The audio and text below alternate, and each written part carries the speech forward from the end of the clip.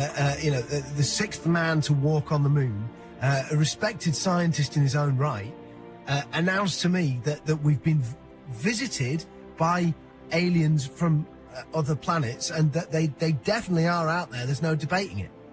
Well, that's the first time you've ever talked to me, or I've told you about it before.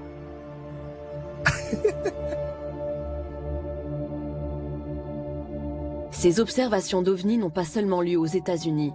Certains dossiers, y compris en France, continuent de bousculer les certitudes des esprits les plus rationnels et nous poussent à nous poser sérieusement la question: sommes-nous visités par une intelligence non humaine ?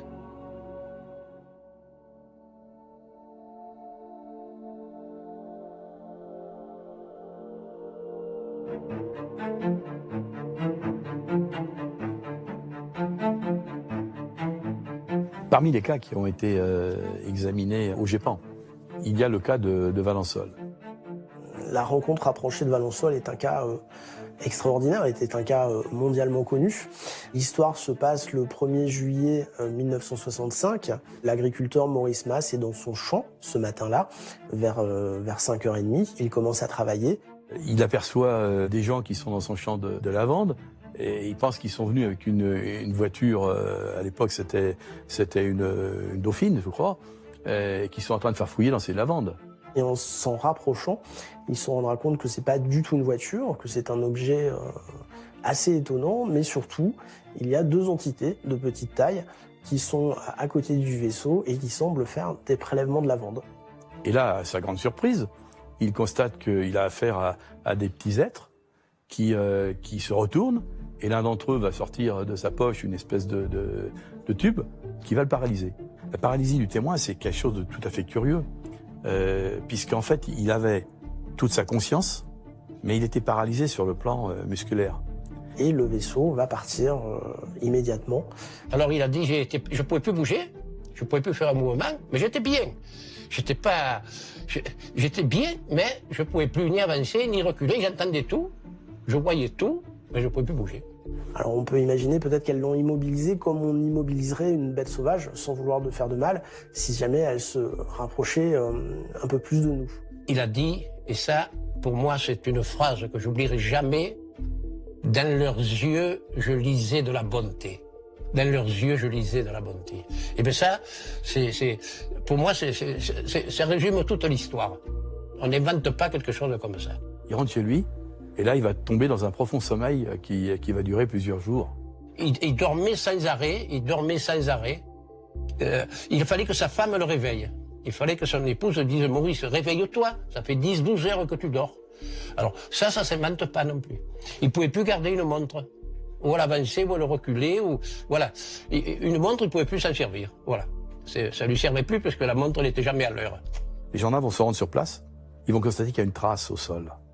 Il y a une trace qui est tout à fait particulière et qui est étonnante. Cette trace, elle consiste en un cylindre qui est creusé dans le sol, avec 3 trous obliques qui partent au fond. C'est lisse, comme s'il y avait un outil qui avait donc forgé ce sol. Et puis des traces de plot qui visiblement est en appui sur le sol. Il y avait un trou, donc, et dans lequel j'ai envoyé ma main sur à peu près une hauteur de 50 cm, et qu'on pouvait dire qu'il y avait, comme s'il y avait des griffes, qui s'étaient comme une arrimage. C'est bien ça, hein, dire, bon là... Et là, tu vois ici, là, de ce côté, il y avait les amandiers, là. Ouais. Et derrière les amandiers, je me souviens bien, il y avait le vigne. Ouais. Il y avait des amandiers à l'époque qui étaient plantés en rang d'oignons. Et selon la trajectoire d'envol de ce qu'on pouvait appeler l'engin, la partie gauche des amandiers était jaunie comme par une forte chaleur. Alors c'était surprenant parce que d'un côté de l'amandier c'était vert et de l'autre côté c'était jaune. Il faut savoir que pendant 10 ans, il n'a plus rien poussé. Il a replanté de la lavande, il a replanté du blé. Pendant 10 ans, sur ce petit morceau, c'est pas parce que c'était pas quelque chose d'immense, hein. Donc il n'a plus rien poussé. Ça lui est tombé dessus. Il n'aurait jamais rien dit à son meilleur ami. Peut-être que l'histoire se serait arrêtée là, quoi. Il aurait emporté avec lui.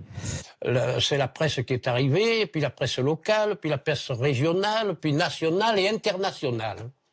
Et à partir de ce moment-là, le monde entier est arrivé. Le petit village de Valençol est en émoi depuis 48 heures avec l'apparition d'une soucoupe volante. Je me trouve au Café des Sports de ce charmant petit village. Il fait très chaud, les joueurs de belote s'en donnent à cœur joie. Dites-moi, messieurs, le principal témoin de l'affaire, Monsieur Mas, est parti en vacances. Est-ce que quelqu'un pourrait me raconter quelque chose? Est-ce qu'il y a quelqu'un qui a vu ou à qui on a raconté quelque chose? Allez, Monsieur Moisson. Le patron de l'établissement, Monsieur Moisson. C'est aujourd'hui. Monsieur Masson est aujourd'hui la vedette du village. Vous fûtes en quelque sorte le confesseur de Monsieur Mas qui était dans son champ lorsqu'est apparue cette soucoupe volante. Alors racontez-nous. Ça, la matinée, Maurice Mas est venu, c'était un ami, et il m'a raconté qu'il avait vu un engin se poser dans son champ. Et oui. Il m'a dit de ne pas en parler, vu qu'il serait peut-être embêté. Et vous avez pu garder le secret combien de temps? Jusqu'au lendemain.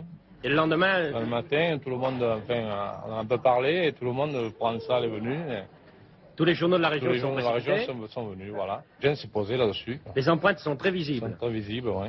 Et ce n'est pas quelque chose qui peut être fait par des amateurs? Non, par aucun appareil connu, je ne crois pas. Est-ce que Monsieur Mas est une personne qui s'amuse à faire des blagues de temps en temps? Non, moi, là j'ai eu l'impression que vraiment il a dit la vérité parce que vraiment il était un peu émotionné de l'engin qu'il avait vu. Hein. Cette affaire, elle a suscité beaucoup de réactions.